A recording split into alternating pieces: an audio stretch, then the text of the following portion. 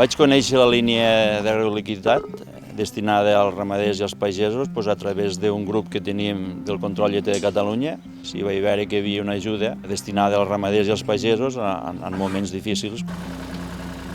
Nosaltres veníem d'una campanya bastant minçada pel tema de les gelades que vam tindre fa 2 anys, que va fer que perguéssim més de la meitat de la producció. En aquells moments el tema del cereal se va ficar uns preus desorbitats i ens faltava alguna tesoreria per poder acabar de comprar tots els aliments que necessitàvem per passar l'any.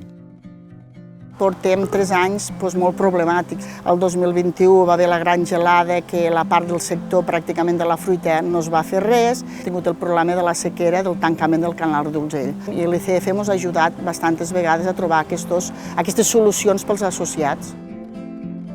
Al principi va ser, no diria que complicada, però sí laboriosa, perquè al final l'institut t'ha d'acabar coneixent.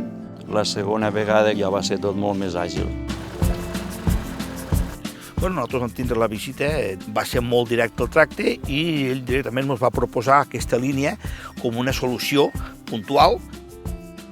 Els diners que vam demanar amb el préstec els vam destinar a poder arribar a comprar el 100% de les existències que necessitem per poder donar menjar a les vaques. Ens va facilitar el poder pagar sobretot els sous, la seguretat social, els impostos.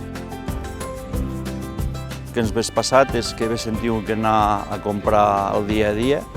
Comprar el dia a dia vol dir que tu has de comprar un camió cada setmana. Aquests camions una vegada te venen en un nivell, una altra vegada te venen en un altre nivell, i llavors les vaques tot això ho noten. Hi havia molts projectes començats que el propi agricultor, davant de la situació climàtica, a vegades s'ho repensa, no? Jo crec que hi hauria hagut algun projecte començat que no s'hauria tirat endavant. Ens hauria capat la campanya, ens hauríem quedat amb una campanya, amb una producció molt minvada per no poder arribar als pagaments.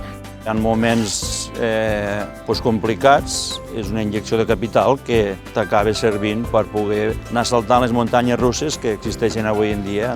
La gent estan contents, vull dir, jo veig que estan contents. Ja tenim algú que està apuntat per si a cas se'n fa una altra línia, no? El tracte rebut de confiança, d'anàlisis, però de confiança ràpida, de veure realment la voluntat, això avui no ens ho esperàvem trobar, la veritat.